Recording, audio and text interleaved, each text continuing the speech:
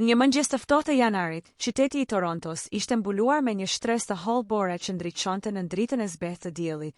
Dritarët e një apartamenti të vogël në një lagje të qetë përreth Danforth Avenue e shndrisnin, ndërsa brenda, aroma e kafes përhapej ngadalë. Arbeni, një burr 35 vjeçar me flokë të zinj dhe sy të ngrohtë por të lodhur, rinte I heshtur në tavolinë duke tundur filxhanin e kafes pa shumë vullnet. Përballë tij, Elira, bashkëshortja e tij 33 vjeçare, përpiqej të fshihte trishtimin pas një buzëqeshjeje të lehtë.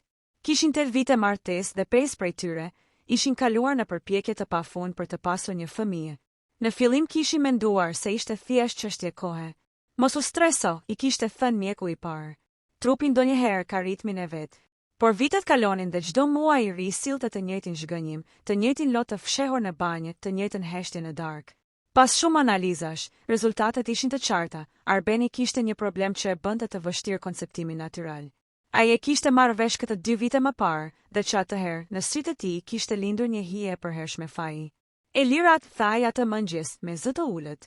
Ndoshta duhet të mendojmë seriozisht për atë që folëm muajin e kaluar. Elira ngriti syt. Për çfarë? Për adoptimin. Ajo heshti për një çast. Kishin folur për të më parë, por gjithmonë e kishin lënë pezull, si një ëndër që kërkon guxim për ta përballuar. Po, ndoshta është koha, tha më në fund ajo, duke e shikuar në sy. S'dua të plakemi duke pritur për diçka që ndoshta s'do vijë kurrë. Në shtëpinë e tyre, kishte kohë që mbretëronte një boshllëk I padukshëm. Kishte dashuri, por mungonte zëri një fëmijë. Në mbrëmje, kur ktheheshin nga puna, heshtja e apartamentit I përpinte. Kishte ditë që Elira ndjente nevojën të fliste me dikë, të kujdesej për dikë, të kishte arsye pse të zgjohesh çdo mëngjes me shpresë. Ajo punonte si infermiere në një klinikë pediatrike dhe çdo ditë, kur mbante në duar bebet e grave të tjera, diçka në zemrën e saj copëzoi. Të dy ishin shqiptar, të lindur në Kanada, fëmijë emigrantë që kishin ardhur në vitet 90 me valën e parë të refugjatëve, pas krizave në Ballkan. Rënjët shqiptare I kishin mbajtur gjithmonë të lidhur me familjen dhe ndjeshmërinë për jetën. E kishin njohur njëri tjetrin në universitet, në Toronto Metropolitan, dhe dashuria e tyre kishte lindur thjesht në një seminar për psikologjinë sociale. Nuk kishin menduar kurrë se pas gjithë asaj dashurie, martesa e tyre do të vinte në pikën ku mungesa e një fëmije do të ndiehej si mallkim. Pas disa ditësh reflektimi, vendosën të aplikonin për adoptim. Procesi ishte I gjatë, burokratik dhe emocionalisht I lodhshëm. Duhet të plotësonin dokumentet, të kalonin intervistat, të dorëzonin raporte financiare dhe të kalonin kontrolle sociale. Një punonjëse sociale, zonja Henderson, I vizitoi disa herë në shtëpi. Ishte një grua në të 50-tat, e sjellshme por e ftohtë, me një lloj profesionalizmi që nuk të lejonte t'i afroheshe shumë. Pyetjet e saj ishin të sakta, her pas here të rënda: pse doni të adoptoni? A jeni të gatshëm të rritni një fëmijë që nuk është biologjikisht I juaj? A jeni gati të përballeni me sfidat emocionale të adoptimit? Elira I përgjigji me zemër në dorë. Ne duam të japim dashuri. Nuk ka rëndësi gjaku, rëndësi ka kujdesi. Arbeni pohoi me kokë, por brenda tij kishte ende një zë që e plagoste: a do të më shoh si baba vërtet? Pas gati 9 muaj shpritje, një mëngjes marsi telefoni I tyre ra. Ishte zonja Henderson. Kemi një foshnjë që mund të jetë për ju, tha ajo me një ton që përzihej me seriozitetit dhe gëzimit. Një vajzë, 1 vjeç, shumë e qetë dhe e shëndetshme. Quhet Amlie. Amlie, përsëriti Elira, është emër I bukur. E kam pagëzuar në spital me atë emër, shpjegoi zonja Henderson. Është një rast paksa I veçantë. Nuk dim shumë për origjinën e saj. Ishte braktisur para portës së një manastiri në periferinë e Montrealit, me një shënim të vetëm që thoshte: kujdesuni për të, ajo nuk duhet të dijë kush është tani. Këto fjalë mbetën në kokën e Elirës për ditë të tëra. Kishte diçka të çuditshme në mënyrën si ishte shkruar shënimi, si një lutje, por edhe si një paralajmërim. 3 javë më vonë, në një zyrë të vogël të agjencisë së adoptimit në Toronto, Elira dhe Arbeni takuan për herë të parë vajzën. Ishte një mëngjes me diell, dhe kur infermiera e solli në dhomë, duke mbajtur në krah, zemra e Elirës ndaloi për një sekond. Vajza kishte flokë shumë të hapura, pothuajse ngjyrë ari dhe sy të kaltër si akulli. Një bukuri që të linte pa fjalë. Elira ndjeu menjëherë një ndjenjë të fortë, sikur diçka në shpirtin e saj po rilidhej me diçka të humbur. Ajo e mori në krah dhe vajza qeshi. Një e qeshur e butë, e qiltër si tingulli një kambane të vogël, e quani Amlie, apo doni t'i ndryshoni emrin, pyeti zonja Henderson. Elira e shikoi vajzën, pastaj Arbenin. Jo, tha ajo.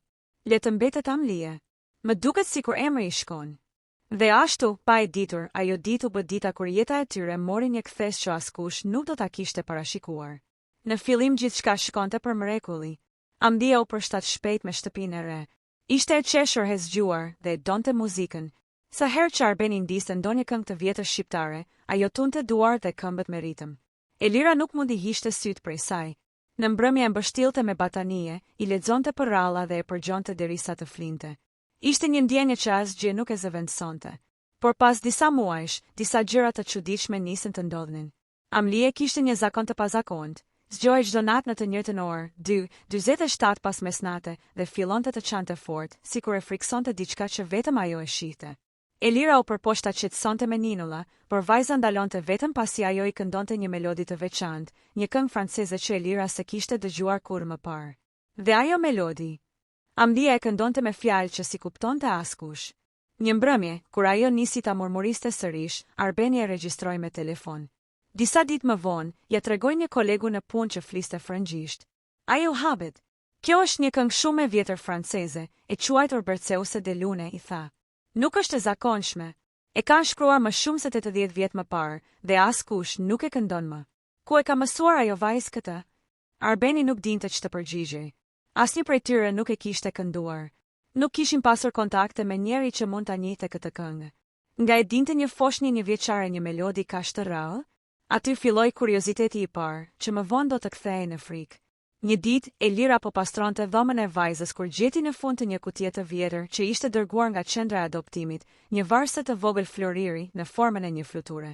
Në pjesën e pasme, me gërma shumë të vogla, ishte gdhendur një inicial, LR. E mori në dorë dhe e vështroi gjatë. A do të diçka për këtë varse, i shkroi zonjës Henderson. Përgjigja erdhi pas disa ditësh e shkurtër. Varsja ishte me rrobat që kishte vajza ditën që u gjet. Nuk dim më shumë. Ndoshta ka qenë dhuratë e dikujt që e njihte familjen e saj. Por ajo përgjigje nuk i hiqe nga mendja. Kush ishin Lore? Dhe pse dikush do të linte një foshnjë me një varse të tillë, të shtrenjtë dhe të gdhendur me kujdes? Një mbrëmje vere, rreth një vit më vonë, ndërsa po pushonin në verandë, Elira pa në televizor një lajm që i ngriti gjakun. Një kronik nga Franca fliste për një miliardër të njohur, Louis Renault, pronari një prej kompanive më të mëdha të energjisë në botë. Vajza e tij e vetme, Lna Renault, ishte zhdukur në mënyrë misterioze 3 vjet më parë, vetëm pak ditë pas lindjes së vajzës së saj. Autoritetet besonin se foshnja ishte rrëmbyer dhe se Lna ishte vrarë më pas nga njerëz që kërkonin shpërblim. Trupi i saj ishte gjetur pranë një liçeni, por foshnja nuk ishte gjetur kurrë. Elira ngriti dorën dhe mbuloi gojën. Në ekran, shfaqej një fotografi e Lnës, një grua me flokë të hapur dhe sy të kaltër, identik me sytë e Amlies. Në qafën e saj vari një varse dhe njëjtë me atë që Elira kishte gjetur, kur lajmi për miliarderin Louis Renault dhe vajzën e tij të zhdukur rambi ekran, Elira e ndjeu një tronditje të thellë në gjoks. Ajo ul menjëherë në karrige, me duart mbi fytyrë, ndërsa Arbeni qëndronte i ngrirë, duke shikuar televizorin pa kuptuar asgjë. Arbend, kjo nuk mund të jetë Amlie, tha ajo me zë të dridhur, por brenda saj diçka i thoshte ndryshe. Varsja, syt, flokët, gjithçka përputhe me përshkrimin në lajme. Po, ngjason shumë, tha Arbeni, por nuk donte ta pranonte zyrtarisht. Ishin bërë prindër vetëm pak muaj më parë dhe tashmë çdo mendim për humbjen e saj do të ishte tmerrues. Por një pjesë e tyre, një instinkt i fshehtë, nuk mund ta injoronte të vërtetën. Elira nuk mund të flinte atë natë. E mbante Amlien në krah, e shikonte ndërsa vajza qeshte dhe fliste me zërin e saj të ëmbël dhe mendonte, si është e mundur që dikush mund të jetë kaq i lidhur me këtë fëmijë dhe ne s'kemi ditur asgjë? Ditët pasuan me ankth të madh. Çifti filloi të bëjë kërkime, duke nisur nga agjencia e adoptimit, duke kontaktuar policinë në Montreal dhe duke kërkuar çdo dokument që mund të ndihmonte në lidhjen e Amlies me Lnën. Agjencia, që kishte menaxhuar dosjen e foshnjës, ishte e kujdesshme. Ata nuk mund të konfirmonin asgjë pa procedurat ligjore, por nuk e mohuan gjithashtu mundësinë. Ne kemi të gjitha dokumentet origjinale të adoptimit, tha zonja Henderson gjatë një bisede telefonike. Por foshnja që keni marrë është ajo që ka mbërritur nga quebec. Nuk mund të garantojmë identitetin pa teste ADN dhe verifikime ligjore. Ky ishte momenti kur dyshimi i tyre u bë i padurueshëm. Arbeni dhe Elira vendosën të bënin një test të privat, duke mbajtur gjithçka sekret. Ata nuk donin që askush, përfshirë agjencinë, ta dinte përveç tyre. Kur rezultatet erdhen pas një jave, zemrat e tyre pothuajse ndaluan. Amlie ishte në fakt vajza biologjike e Louis Renault. Çifti shqiptar nuk mund ta besonte. Një pjesë e tyre ndjente dhimbje dhe frikë, çfarë do të ndodhte tani? A do të I merrnin vajzën? A do të ishte e mundur që ata ta mbanin Amlien, vajzën që kishin dashur dhe për të cilën kishin luftuar aq shumë? Lois Renault, një njeri I fuqishëm dhe I pasur, nuk ishte vetëm një biznesmen I zakonshëm. Ai ishte I njohur për të qenë I ashpër, I drejtpërdrejtë dhe pa kompromis. Çifti e kuptoi se çdo hap që bënin mund të nxirrte një stujë ligjore dhe emocionale. Pasi kontaktuan një avokat të specializuar në raste të tilla ndërkombëtare, Lois Renault dërgoi një përfaqësues për t'i takuar. Ishte një grua elegante, me kostum gri dhe sy të ftohtë, që nuk shprehte asnjë emocion. Ajo ul përballë tyre në sallën e pritjes së avokatit. Zoti Renault është interesuar të takohet personalisht me ju, tha ajo qetë. Ai dëshiron të kuptojë situatën dhe të marrë vendimin e tij. Por ju lutem, jini të sinqert. Ai nuk toleron rrena. Elira dhe Arbeni shkëmbyen një shikim. Nuk ishte rrugë kthimi. Ata ishin përballë realitetit më të madh të jetës së tyre. Vajza që kishin adoptuar nuk ishte vetëm fëmia që kishin ndërruar, por ishte edhe një trashëgimtar I një prej familjeve më të pasura në botë. Kur takuan Lois Renault në zyrën e tij në Paris disa javë më vonë, ai ishte një burr I lartë, me flokë gri dhe sy që dukeshin sikur lexonin çdo mendim të fshehtë. Por ndërsa shikonte Amlien, diçka ndryshoi në të. Ishte sikur një copë e humbur e zemrës së tij ishte rikthyer. Elira, Arbeni, tha ai, me një zë të thellë dhe të qetë. E di se nuk keni bërë asgjë të gabuar. Vajza ime ishte humbur, dhe fatmirësisht ju e keni gjetur dhe kujdesur për të. Dua që ta dini që unë nuk jam këtu për të ndarë, por për të kuptuar. Çfarë doni ju? Elira ju lut me lot në sy. Ne e duam Amlien si vajzën tonë. Kjo është e paraherë që ndjejmë vërtet lumturi të plot. Nuk mund ta imagjinojmë jetën pa të. Lois Renault heshti për disa minuta. Pas një pauze të gjatë, ai I dha një buzëqeshje të hollë. Unë do të bëj gjithçka që të sigurohem që ajo të jetë e sigurt dhe e lumtur. Ju keni bërë atë që unë nuk munda. Ju jeni pjesë e jetës së saj. Le të ecim përpara së bashku si familje. Kjo ishte fillimi I një kapitulli të ri, ku dashuria dhe shkuara e hidhur u përzgjodhen së bashku me të ardhmen e sigurt të Amlies. Por rrugtimi nuk do të ishte I lehtë. Të gjitha pasojat e fshehjes së kaluarës, ndikimi I botës së pasur dhe e paparashikueshme e ndjenjave humane do të dilnin në sipërfaqe. Elira dhe Arbeni e kuptuan se një fëmijë mund të ndryshonte gjithçka, jo vetëm jetën e tyre, por edhe jetën e një miliarderi dhe të gjithë rrethit të tij. Ata nuk kishin vetëm një vajzë, kishin një histori që do të trondiste çdo zemër që do ta dëgjonte. Ditët që pasuan pas takimit me Lois Renault ishin një rollercoaster emocionesh për Elirën dhe Arbenin. Ata ishin të gëzuar, por edhe të frikësuar. Për herë të parë, kuptuan se vajza e tyre nuk ishte thjesht Amlie që kishin adoptuar, ajo ishte Elna Renault, një trashëgimtare e një prej familjeve më të pasura në botë. Çdo gjest I saj, çdo buzëqeshje, kishte rëndësi dhe ndikim më shumë se ç'mund të imagjinonin. Lois Renault ishte I vendosur të mos ndërhynte menjëherë në jetën e vajzës. Ai donte të njëjtë çiftin që e kishte rritur, që e kishte dashur pa kushte. Por çdo ditë e tij ishte e mbushur me mbikëqyrje, me njerëz që kontrollonin çdo lëvizje, dhe me një tension të pashpjegueshëm që vinte nga frika se diçka mund të shkatërronte jetën e vajzës. Elira shpesh ndjente presionin. Ajo kujdesej për Amlien çdo ditë, ndërsa brenda vetes luftonte me ndjenjen se çdo gabim mund ta bënte të humbiste. Arbeni, I heshtur dhe I fortë në dukje, ndjente po të njëjtën gjë, por e shprehte në mënyrë të fshehtë duke punuar më shumë në punën e tij dhe duke u angazhuar në aktivitetet e vajzës. Një mbrëmje, kur Amlie flinte, Elira mori një telefonat nga një avokat I Lois Renault. Ai I tha se Lois donte të vizitonte shtëpinë e tyre me një përfaqësues tjetër nga avokatja e tij, vetëm për t'u siguruar se gjithçka ishte e sigurt dhe e përshtatshme për vajzën.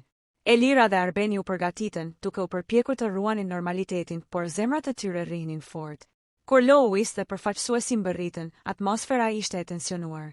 Lois ishte I rezervuar, serioz, dhe çdo fjalë që dilte nga goja e tij kishte pesh. Por kur pa Amlien, gjithçka ndryshoi. Vajza ju afrua pa frikë, I vuri duart në fytyrë dhe qeshi. Ishte një moment që e zbuti zemrën e tij dhe e bindi se këta dy shqiptar nuk ishin thjesht adoptues, por prindër në kuptimin më të thellë të fjalës. Pas disa vizitave të tjera, Lois propozoi diçka që do ta ndryshonte marrëdhënien e tyre përfundimisht, një kontratë e veçantë që garantonte se Amlien do të qëndronte me Elirën dhe Arbenin, por me të drejtën e Lois për të qenë pjesë e jetës së saj. Ata do të kishin kontakte rregullt, vizita periodike dhe mundësinë për të marrë vendime të rëndësishme për edukimin dhe kujdesin e saj, por nuk do të merrnin vajzën jashtë dëshirës së tyre. Kjo solli një ndjenjë sigurie për çiftin, por edhe një përgjegjësi të madhe. Ata e kuptuan se tani jeta e tyre nuk ishte vetëm e tyre, çdo vendim kishte pasojë për një vajzë që ishte trashëgimtare e një pasurie të jashtëzakonshme dhe një familje me ndikim global. Gjatë muajve që pasuan, Amlia filloi të mësonte më shumë rreth origjinës së saj. Lois dhe përfaqësuesit e tij u përpoqën të jenë të kujdesshëm, duke prezantuar vetëm pjesë të së kaluarës që mund të kuptonte. Por çdo informacion i vogël ishte si një gur i rënd që rëndonte mbi shpirtin e saj të vogël. Një ditë, ndërsa luanin në kopsht, Amlia ngriti kokën dhe pyeti me zë të ëmbël: "A kam baban tim?" Elira u ndjeh shtrënguar në zemër. "Po, por ai është shumë larg tani."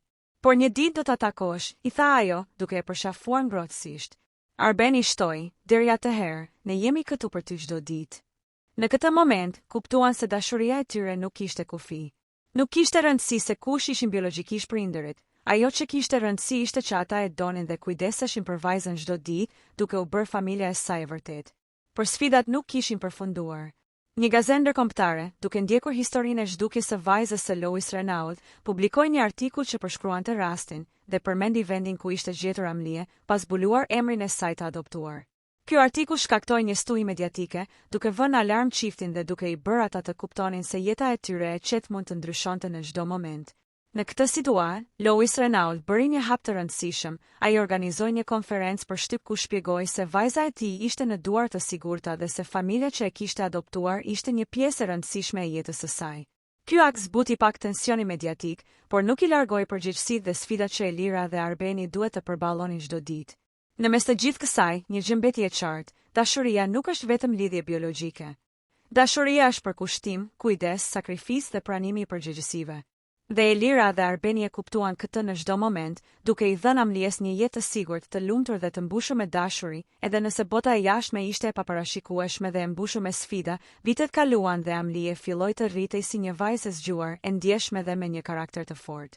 Elira dhe Arbeni rritën me dashuri dhe disiplinë, duke i mësuar vlerat e familjes, respektin për të tjerët dhe kurajon për të ndjekur ëndrat e saj. Por gjithmonë kishte një ndjesi të hollë tensioni, një lidhje e pandashme me botën e jashtme, me Lois Renault dhe trashëgimin e tij të madh. Lois ishte i përfshirë në mënyrë diskrete. Ai vizitonte çdo muaj, sjell dhurata të vogla, por gjithmonë duke respektuar rregullat dhe privatësinë e çiftit. Amlia e donte, por ndonjëherë ndiej konfuz për ndjenjat e saj. Nga njëra anë, kishte prindërit adoptues që e kishin rritur dhe dashur për çdo ditë. Nga ana tjetër, kishte baban biologjik, miliarderin që i dha gjakun e tij dhe që ishte pjesë e jetës së saj në mënyrë indirekte. Një ditë pranvere, gjatë një vizite në Paris, Lois vendosi të tregojë diçka më shumë për të kaluarën e saj. Ai e mori Amlien në një kopsht privat, larg syve të publikut, dhe i tregoi historinë nga fëmijëria e tij dhe e nënës së saj. "Amlie," tha ai, duke mbajtur dorën e saj të vogël në dorën e tij të madhe, "ti ke lindur në një botë që nuk ishte lehtë. Por çdo gjë që ndodhi më pas, ishte për të sjellë në vendin ku je tani, me njerëzit që të duan më shumë se gjithçka." Amlia shikoi me sy të mëdhenj dhe filloi të çante. Nuk ishin lotë të hidhur, por të çlirimit, një ndjenjë që e kishte mbajtur brenda për shumë kohë. Ajo kuptoi që dashuria nuk ishte një formë të vetme, dhe se familja ishte diçka që nuk mund të matet vetëm me gjakun. Por jeta nuk ishte vetëm emocion. Një ditë, një avokat ndërkombëtar kontaktoi Elirën dhe Arbenin me një problem ligjor të paparashikuar. Një ish punonjës i Lois Renault pretendonte se kishte të drejtën për të kërkuar informacion mbi vajzën dhe për të ndikuar në kujdesin e saj. Çifti u ndje të tronditur dhe të friksuar. Ata ishin përballë një rreziku që mund të thyente çdo stabilitet që kishin ndërtuar. Elira dhe Arbeni konsultuan avokatin e tyre dhe Lois vendosi të vepronte me vendosmëri. Një procedurë ligjore filloi, e gjatë dhe e komplikuar, por që u përballë me seriozitet dhe transparencë. Gjatë gjithë kësaj kohe, Amlie nuk e dinte për sfidat ligjore. Çifti e mbrojti botën e saj të qetë, duke e lejuar të rritej si çdo fëmijë normal, me dashuri dhe siguri. Gjatë një udhëtimi të gjatë në Kanada, Amlie filloi të tregonte interes për biznesin dhe jetën e babait të saj biologjik. Ajo dëshironte të kuptonte botën e tij, por gjithmonë duke respektuar jetën që kishte me Elirën dhe Arbenin. Ky interes krijoi momente të ndërlikuara emocionale, por edhe mundësi për të forcuar lidhjen mes saj dhe Lois. Një mbrëmje vere, kur Amlie kishte mbushur 8 vjeç, Lois organizoi një festë surprizë në Paris. Aty u takuan figura të rëndësishme nga bota e biznesit, por gjithçka ishte e përshëndruar te vajza. Ai i dha asaj një libër të trashëgimisë familjare, duke i treguar histori për të kaluarën dhe të ardhmen. "Ky libër është për ty," i tha ai. por gjithmonë mbaje zemrën të hapur për dashurinë që ke në shtëpi me njerëzit që të rriten dhe të duan çdo ditë. Në ato momente, Elira dhe Arbeni kuptuan diçka thelbësore, pavarësisht se Amlia ishte biologjikisht vajza e një miliarderi, ajo ishte fëmia e tyre me gjithë zemër. Ata nuk kishin vetëm një përgjegjësi, por një privilegj të madh, të rritnin një vajzë me zemër të pastër, të ndjeshme dhe të fortë, në mes të botës që shpesh ishte e padrejtë dhe e paparashikueshme. Kështu, jeta vazhdoi me sfida dhe momente lumturie. Amlia rritej, Lois ishte pranë, por dashuria e saj kryesore mbeti ajo e prindërve adoptues. Çifti shqiptar mësoi që dashuria nuk njeh kufi, dhe se historia e një fëmie mund të trondis botën, por gjithashtu mund të ndriçojë shpirtin në mënyra që askush nuk mund t'i parashikojë. Amlia po hynte në adoleshencë. Tani ishte një vajzë gjatë, me flokë të artë dhe sy të kaltër që reflektuan vendosmërinë e saj, por edhe ndjeshmërinë e jashtëzakonshme që kishte trashëguar nga të dyja familjet. Çdo ditë në shkollë ishte një sfidë, sepse e dinte që historia e saj nuk ishte si ajo e bashkëmoshatarëve të saj. Ajo nuk e dinte të gjitha hollësitë së kaluarës, por ndjente se kishte një pjesë të madhe të jetës që nuk i përkiste vetëm asaj. Elira dhe Arbeni përpiqeshin ta mbajnë botën e saj të thjeshtë, por çdo gjë kishte pasoja. Lois Renault ishte i përfshirë më shumë tani, duke e ndihmuar në edukimin dhe duke ofruar mundësi që shumica e adoleshentëve vetëm ndërrojnë. Amlia e donte këtë pjesë të jetës së saj, por shpesh ndjente konfuzion. Ajo kishte dy bota që e donin, por që ndonjëherë ishin në tension mes tyre. Një verë, gjatë një vizite në Paris, Lois e mori Amlien në një muze modern arti. Ai i tregoi historinë e artistëve dhe pasionet që kishin ndryshuar botën. Unë dua që ti të kuptosh se ardhmja jote nuk është vetëm ajo që ke trashëguar, i tha ai. Është gjithashtu ajo që zgjedh të bësh. Amlia u ndje frymëzuar, por edhe e mbingarkuar nga përgjegjësia që ndishte pasurinë dhe emrin e familjes së tij. Kur u kthye në Toronto, Amlia filloi të tregonte shenja të rebelimit të adoleshencës. Ajo nuk donte të ndishte disa prej rregullave strikte që Lois i kishte vendosur gjatë vizitave të tij. Donte të jetonte si çdo vajzë tjetër, duke marrë pjesë në aktivitete të zakonshme, duke shijuar fëmijërinë e saj pas stresin e trashëgimisë së madhe që e rrethonte. Një ditë, ndërsa Elira po kontrollonte librat e shkollës së Amlies, gjeti një ditar të fshehtë. Amlia kishte shkruar mendimet e saj, frikërat dhe ëndrat. Ajo shkruante për dilemat e identitetit, për ndjenjen se nuk ishte thjesht fëmia që donin Arberi dhe Elira, dhe as vajza që Lois dëshironte të kishte pranë. Por gjithmonë përfundonte me një frazë që i ndriçonte shpirtin: ata që më duan siç jam, dhe kjo është më e rëndësishmja. Ky ditar u bë një dritare për prindërit. Ata kuptuan thellësinë e ndjenjave të Amlies dhe nevojën për të balancuar dashurinë dhe lirinë e saj. Elira dhe Arbeni vendosën të flisnin hapur me Lois për kufit dhe mënyrën se si ai mund të përfshihej në jetën e saj, pa e mbingarkuar. Kjo bisedë ndryshoi marrëdhëniet e tyre. Lois kuptoi se dashuria nuk mund të impononte një kontroll absolut. Ai mësoi të respektojë hapësirën që vajza kishte me prindërit adoptues. Por sfidat nuk mbaruan. Një incident në shkollë, ku disa bashkëmoshatarë zbuluan emrin e saj dhe lidhje me miliarderin, e bëri Amlien të ndjehej ekspozuar. Ajo u ndje turpëruar dhe e vetmuar, duke menduar se njerëzit e shikonin jo për atë që ishte, por për historinë dhe pasurinë që i përkiste. Elira dhe Arbeni punuan fort për ta mbështetur, duke folur me shkollën, duke diskutuar me mësuesit dhe duke organizuar aktivitete që ndihmonin Amlien të ndiej si çdo adoleshente tjetër. Një natë, ndërsa Amlia flinte, Elira dhe Arbeni folën për të ardhmen e saj. Do të jetë e vështirë, tha Arbeni, duke e shikuar gruan e tij, por ne do të jemi gjithmonë këtu. Nuk ka rëndësi se çfarë ndodh, dashuria jon për të nuk do të ndryshojë. Elira e mbajti dorën e tij dhe shtoi, ajo po mësohet të jetë fortë. Dhe kur të rritet, do të kuptojë që të dy botët që e duan janë një bekim dhe jo një pengesë. Në vitet që pasuan, Amlia filloi të përdorte talentet e saj në mënyra kreative. Ajo shkëlqente në muzikë, në art dhe në shkencë, duke kombinuar pasionin e natyrshëm me mundësitë që i jepte lidhja me babain biologjik. Lois Renault vazhdonte të ishte pjesë e jetës së saj, por gjithmonë duke respektuar vendimet e prindërve adoptues dhe të vajzës. Ky balancim i dashurisë, fuqisë dhe përgjegjësisë u bë themeli i jetës së Amlies. Historia e saj, që filloi me braktisjen dhe misterin, u shndërrua në një rrëfim të thellë mbi dashurinë pa kushte, për kushtimin prindëror dhe fuqinë e zgjedhjes së vet individi. Kur Amlia mbushi 15 vjeç, ajo filloi të kuptonte se jeta e saj nuk ishte si e bashkëmoshatarëve. Në shkollë, njerëzit flisnin për pasurinë e familjes së saj biologjike, për emrin Renault dhe për privilegjet që ajo kishte. Ajo ndjehej ndar midis dy botëve, një botë e thjeshtë dhe e përkushtuar, me prindërit adoptues që e donin pa kushte dhe një botë luksoze e ndritshme, por e mbushur me pritshmëri dhe presion që vinte nga babai biologjik, miliarderi Louis Renault. Një ditë, ndërsa po përgatitej për një konkurs shkollor të shkencës, Amlia u përball me një dilemë të madhe. Një shok i shkollës e pyeti për babain e saj dhe pasuritë që i përkisnin. Ajo ndjon një trazim brenda vetes, si të fliste për të dy botët, pa tratuar askën, pa u ndjerë e gabuar. Ishte një moment ku emocionet u përzien me realitetin dhe përgjegjësitë e rritjes. Elira dhe Arbeni e pa ndryshimin në sjelljen e saj. Ajo po bëhej e mbyllur, shpesh duke kaluar orë të tëra në dhomën e saj, duke lexuar ose duke shkruar në ditarin e saj. Një natë, ata vendosën të flisnin hapur. Amlie, tha Elira, duke e mbajtur dorën e saj, kuptojmë që ndonjëherë ndihesh e ndarë. Por duhet të dish diçka, ti nuk je vetëm vajza e babait biologjik dhe as vetëm vajza jon. Ti je të dyja, dhe kjo është dhuratë, jo barë. Amlia ngriti sytë dhe për herë të parë ndjeu lehtësim. Ajo filloi të kuptonte se dashuria nuk është një kufi i vetëm, mund të ketë shumë burime dhe secila prej tyre është e vlefshme. Por sfidat nuk mbaruan. Louis vendosi të organizonte një udhëtim në Zvicër, ku do të njihte disa figura të njohura në biznes dhe art. Amdia e donte udhëtimin, por ndjeu presionin e paparashikueshëm. Çdo lëvizje ishte e vëzhguar, çdo vendim kishte peshë dhe përgjegjësi. Ajo filloi të pyes veten, kush jam unë vërtet? Vajza që duan Arbera dhe Elira, apo trashëgimtare e Louis Renault? Në Zvicër, gjatë një vizite në një galeri arti, Amlia u ndal para një pikture që përshkruante një pemë të madhe me rrënjë të forta dhe degë që shtriheshin lart në qiell. Diçka në atë pikturë e bëri të kuptoj simbolikën, rrënjët e saj ishin me prindërit adoptues, por degët e saj po zgjateshin drejt botës së babait biologjik. Ajo nuk mund të zgjidhte një rrënjë mbi tjetrën, ajo mund të rritej duke i mbajtur të dy.